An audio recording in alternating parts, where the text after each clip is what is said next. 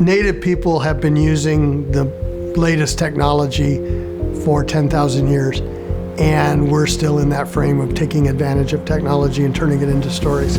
Everywhere that you look in every part of this country, there are Indigenous people who have inhabited the land, who have taken care of the water since time immemorial. We're only better as citizens if we learn about the first peoples of this land, the ones who have cultivated the exact buildings and, roads and trains and planes that we fly on. It is a real duty of everyone to learn about the Indigenous people of the places that they live. More than 40 years ago, Tim Gallego, who was a Lakota journalist, had this vision for Lakota Times. And he wanted a newspaper that would serve Pine Ridge, South Dakota, the Ogallala community, and was hyper-focused on that. Then he decided he wanted to expand and serve all of Indian country, and that became Indian Country Today. It was a time when there were a lot of national aspirations, and Tim was a big thinking kind of guy.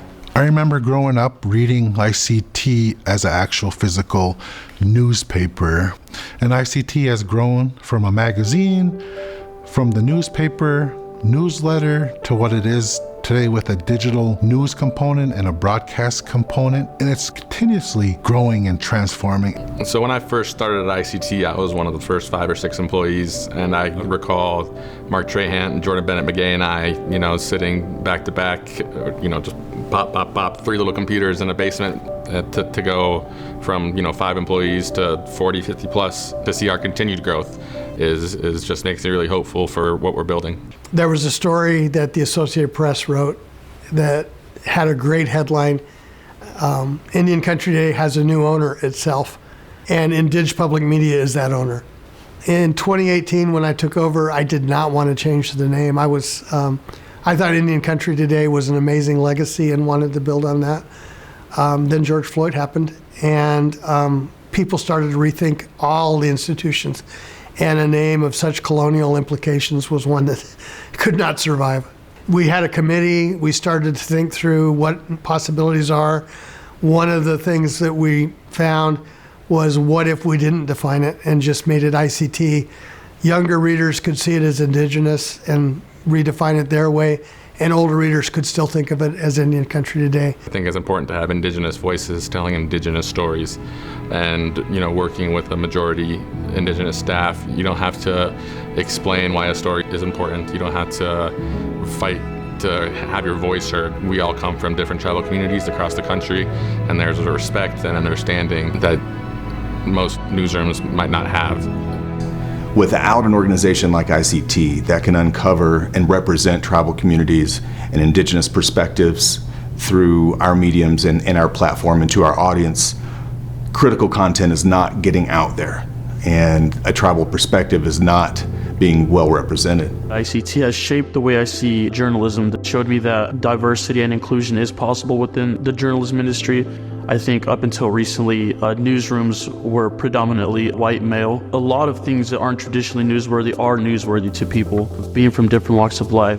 The reason why it's important for ICT to be on as many platforms as possible is because not everybody thinks like a news person, and that's fine. Some people are on social media and that's how they get their news. Some people sign up for newsletters and get an email box each day, and that's how they get their news. A division of IndiJ Public Media is a nonprofit organization. We exist by way of philanthropic relationships, individual donors writing a check, private foundations making a grant, special events and sponsorships garnering funds that ultimately fund our operations at 100%. So engagement from the community philanthropically is critical. It's important that they talk about ICT and that word of mouth spreads, that we are very vital and we take our role seriously in representing correctly and accurately and genuinely Native history and culture, languages, education, etc. ICT has always had a double mission. One mission is to serve the audience and just have information about tribal communities in a way that's important and useful. The second one that's equally as important is to build a platform for young people, for journalists, I mean, I want people to look at ICT on a tablet or on a website and say, that's where I want my kid to work when they grow up.